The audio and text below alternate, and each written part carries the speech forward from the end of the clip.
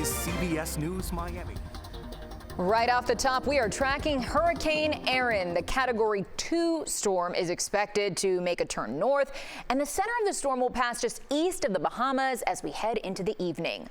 While the storm is not a direct threat to us here in the U.S., red flag warnings are up along the East Coast from here in South Florida to Canada, as the storm is expected to bring rough surf.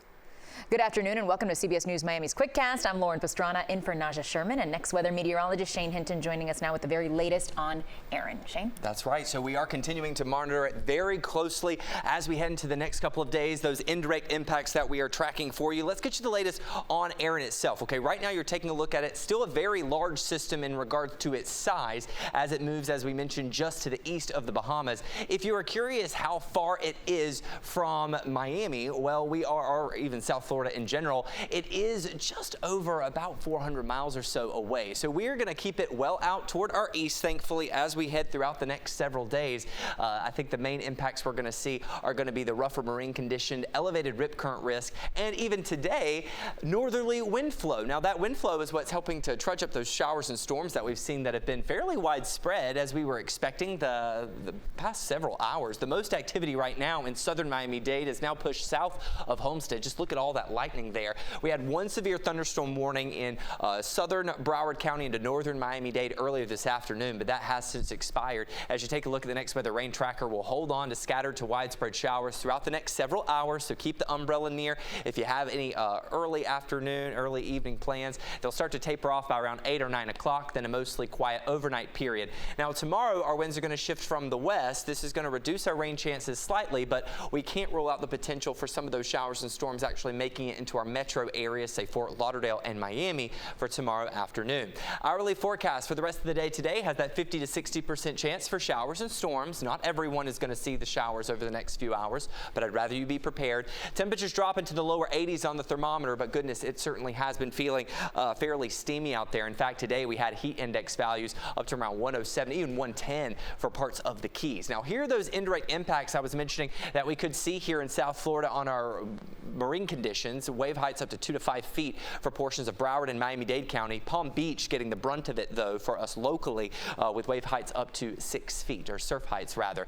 Now, we are also going to be monitoring that high rip current risk. As you can see, it extends throughout most of the east coast of Florida. Now, in Broward and Miami-Dade counties, we don't officially have a high rip current risk for tomorrow, but we are going to be monitoring life-threatening rip currents possible within the surf zone. That is going to be a moderate rip current risk for us, so just please be mindful. This lasts until Saturday evening with that high rip current risk in parts of Palm Beach County through Saturday evening.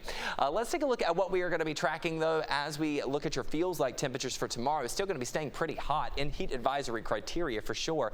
Feels-like temperatures around 106 possible, so please make sure you're staying hydrated tomorrow, as our rain chances will be just a little bit less widespread. Erin's not the only thing we're monitoring in the tropics. You can see this tropical wave here out in the central Atlantic has a 60% chance of development over the next week. It's really following behind the path of Erin, but still too far out to know whether or not we would see any impacts here in the U.S. We are also monitoring this tropical wave just off the west coast of Africa with a 30% chance of tropical development. Bringing things back here to South Florida, your 7-day forecast shows that highs are going to be toasty. In fact, tomorrow could be one of our hottest days of the year. 95 degrees, around 94 to close out the work week, with scattered shower and storm chances as we head into the weekend. All right, Shane, thank you. And yes, we are in hurricane season, so the Next Weather team is making sure you are prepared. Just scan the QR code and find all the tools you need to help you get ready. You can also find our 1-hour special on hurricane season, which has important information for you and your family. Just go to cbsmiami.com. Now at 4, we've learned a man and a dog did not survive after a fire broke out inside their home in Dania Beach. The victim's family tells us the man's name is Robert Santoni. Santoni was pulled from the house and later died at the hospital. Neighbors sprung into action trying to put the fire out with a water hose until firefighters arrived. They say the fire appeared to be contained to a rear bedroom. I smelled like barbecue. Like somebody was cooking barbecue. I was in my home. And it turned out it wasn't nobody cooking barbecue. This was on fire. Man, I'm so sad that he passed away, man. I'm so sad. It took nearly 30 firefighters about 10 minutes to get the flames under control. The state fire marshal is investigating what led to the fire. Governor Ron DeSantis is calling on Congress to act after a deadly crash on the Treasure Coast. Surveillance video shows a trucker making an illegal U-turn when a minivan slams right into it, killing 3 people inside that van. CBS News Miami's Morgan Reiner is near the Florida Turnpike in Dade County with what DeSantis is calling for.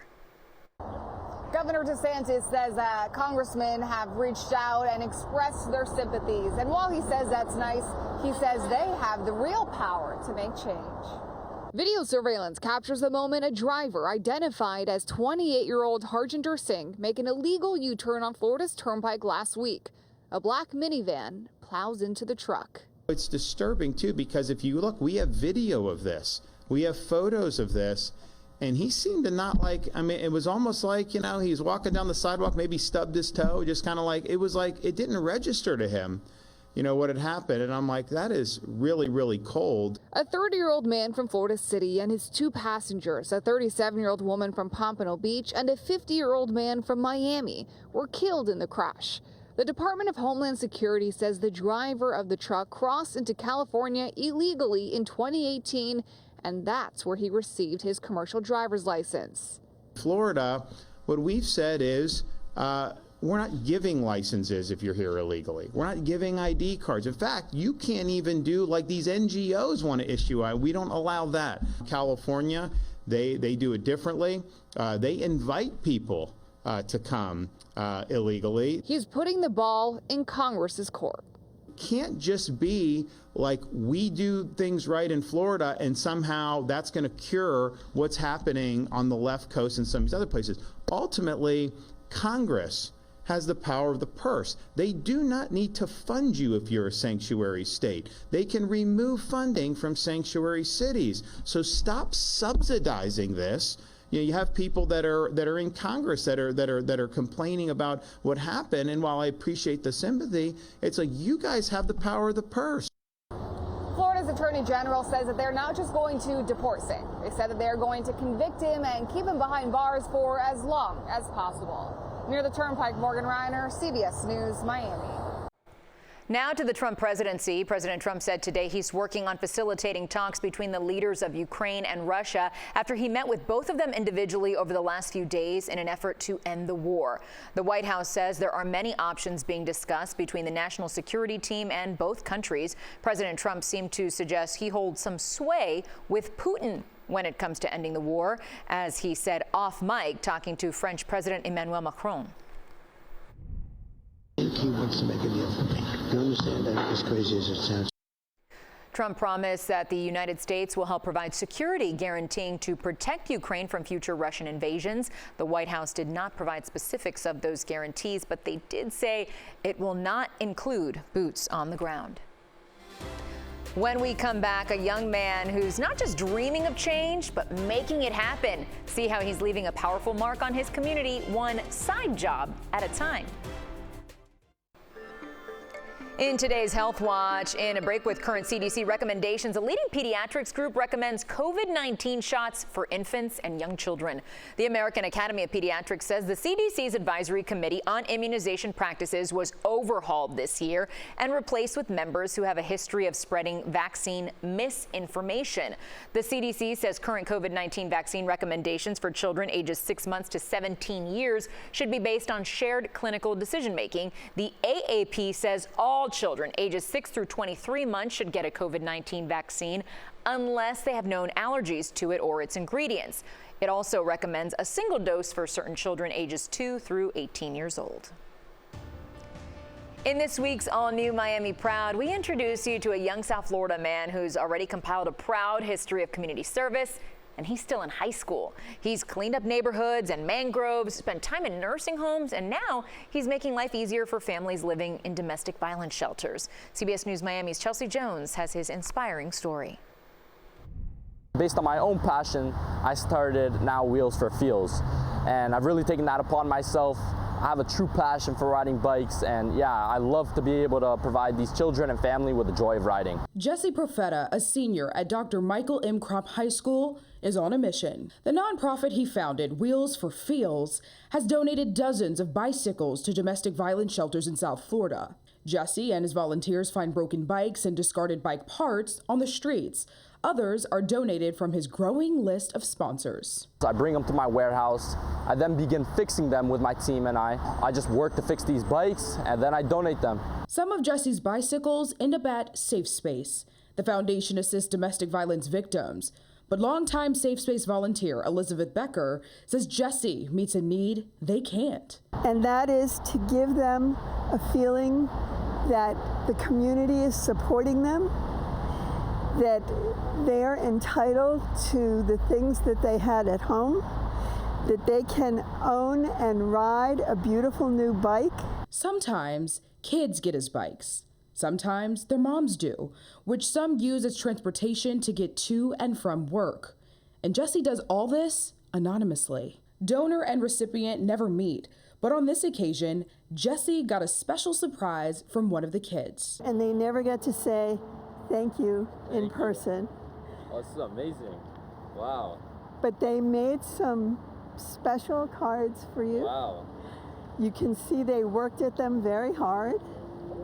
And those bags in the back of the pickup there, they're filled with gently used clothing for shelters donated to Jesse's nonprofit. Yes, he does that too, and more. Since I was little, we have been all about community service. My siblings and I have founded an organization called Island Huggers, where we aim to impact Florida's ecosystem, cleaning Florida's islands one island at a time. Jesse now runs Island Huggers and Wheels for Feels, and this community servant has big plans for the future. He wants to take Wheels for Feels statewide and beyond. And if anyone could do it, Jesse can. Chelsea Jones, CBS News, Miami. Hey, we all have 24 hours in a day, but Jesse knows how to make the most of them. That's CBS News Miami's Quickcast. I'm Lauren Pastrana. Stay tuned for more news right here on CBS News Miami's 24/7 stream and on air starting at 5 o'clock.